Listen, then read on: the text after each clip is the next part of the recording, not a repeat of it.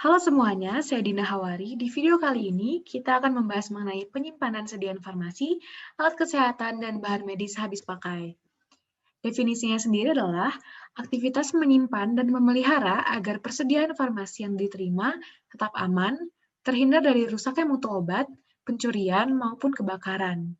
Tujuan umumnya untuk memelihara mutu persediaan farmasi, menghindari penggunaan tidak bertanggung jawab, menjaga ketersediaan obat setiap kali diperlukan, dan memudahkan pencarian dan pengawasan.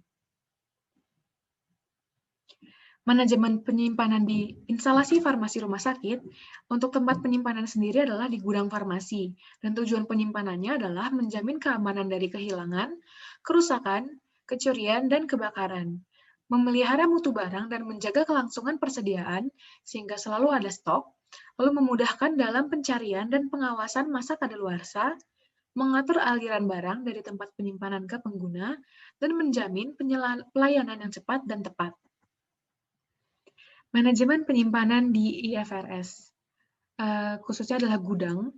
Jadi, pengelola gudang yaitu dilaksanakan oleh tenaga yang kompeten, terdidik, mempunyai izin untuk menanganinya, yaitu farmasis. Pengelolaan dan pengawasan gudang oleh farmasis adalah untuk menjamin perbekalan farmasi selalu memenuhi persyaratan kefarmasian. Lalu fungsi gudang farmasi sendiri adalah pertama untuk memeriksa, menerima, menyimpan, mengatur, memelihara, dan mendistribusikan sediaan farmasi. Menyiapkan penyusunan perencanaan tahunan, perencanaan pembelian, pencatatan pelaporan mengenai persediaan dan penggunaan sediaan farmasi, serta mengevaluasi kegiatan-kegiatan tersebut. Lalu untuk menjaga mutu dan khasiat obat yang disimpan. Desain gudang sendiri yaitu harus pemindahan barang dapat dilakukan dengan mudah, sirkulasi udara yang baik, lantainya mudah dibersihkan, obat ditempatkan pada rak untuk menghemat tempat dan sirkulasi udara, pemeliharaan cold drain, tempat penyimpanan untuk B3, tempat penyimpanan khusus untuk bahan mudah terbakar, fasilitas air mengalir, pengamanan alarm kebakaran atau APAR. Persyaratan ruang penyimpanan perbekalan farmasi pertama adalah accessibility, yaitu cepat dan mudah diakses. Selanjutnya adalah utilities, yaitu ruangannya memiliki tingkat manfaat yang optimal sebagai tempat penyimpanan. Selanjutnya communication, memiliki alat dan sarana komunikasi. Drainage, memiliki sistem pengairan yang baik serta bebas banjir.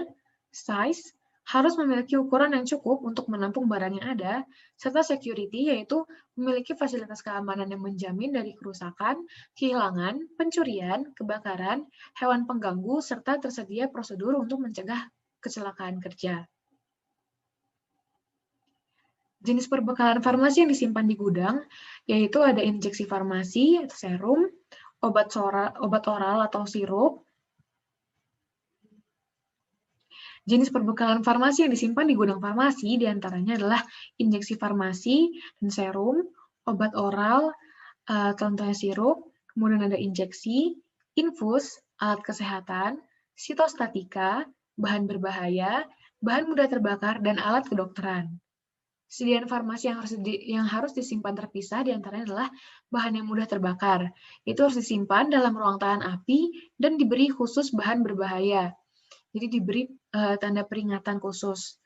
Lalu gas medis, jadi harus disimpan dalam posisi berdiri, terikat, dan diberi penandaan untuk menghindari kesalahan pengambilan jenis gas medis, lalu harus bebas sumber api, serta ventilasi baik. Penyimpanan tabung gas medis yang kosong itu harus terpisah dari tabung gas medis yang ada isinya. Kemudian, penyimpanan tabung gas medis di ruangan itu harus menggunakan tutup demi keselamatan. Untuk obat sitostatika, disimpan terpisah atau jika tidak memungkinkan, disimpan dalam ruangan yang sama dan diberi penanda stiker sel membelah warna ungu. Ada beberapa metode penyimpanan. Pertama adalah berdasarkan bentuk sediaan, yaitu penyimpanan sediaan padat, contohnya adalah tablet, sediaan cair, contohnya adalah sirup, serta alat-alat kesehatan itu harus dipisahkan sesuai sifat fisika kimianya. Harus mengikuti petunjuk yang tertera pada kemasan. Selanjutnya bisa disusun secara alfabetis, yaitu menurut abjad dari A sampai Z, lalu berdasarkan kelas terapinya, Kemudian ada juga metode first in, first out, atau disingkat dengan FIFO, atau first expire, first out, atau disingkat dengan FEVO, atau kombinasi dari keduanya. First in, first out ini jadi penyimpanan berdasarkan obat yang pertama kali masuk, sedangkan FEVO adalah berdasarkan obat yang memiliki expired date terdekat. Metode penyimpanan menerapkan beberapa sistem kombinasi, itu harus disesuaikan dengan jenis perbekalan farmasi dan sifat pelayanannya.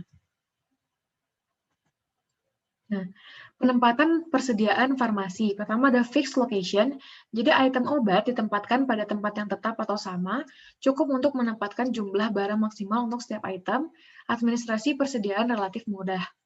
Lalu ada fluid location, jadi gudang dibagi ke dalam beberapa lokasi yang diberi tanda, lalu ruangnya efisien, administrasi stok yang sempurna, ruang 20-25% itu lebih kecil daripada fixed location, dan catatan tempat stok harus selalu up to date.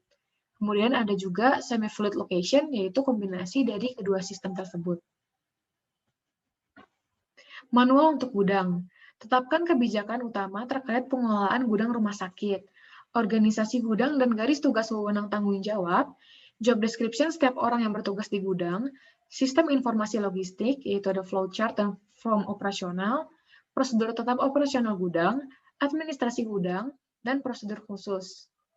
Untuk sistem administrasi gudang sendiri, harus didokumentasikan, yaitu pada buku harian penerimaan, ada buku harian pengeluaran, kartu persediaan, kartu barang, surat perintah pengeluaran barang, surat bukti barang keluar, berita acara penerimaan barang, pelaporan seperti laporan mutasi atau laporan tahunan, dan laporan stok opname, pencatatan obat expired yang sudah expired atau rusak, serta berita acara pemusnahan obat.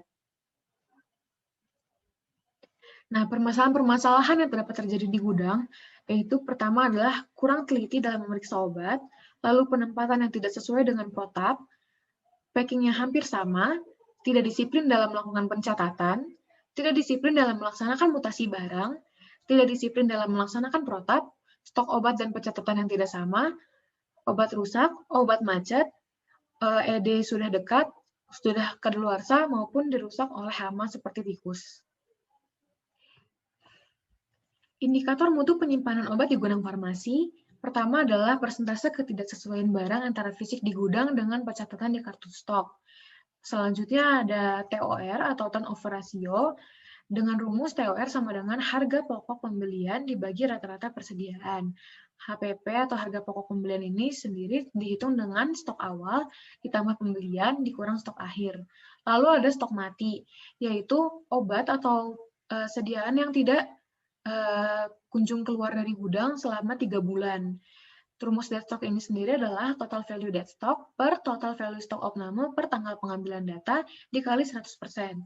Selanjutnya ada persentase barang yang akan kadaluarsa, yaitu dihitung dengan persen sediaan obat yang akan kadaluarsa sama dengan total value tablet yang akan ED per total value stock opname tablet per tahun dikali 100%.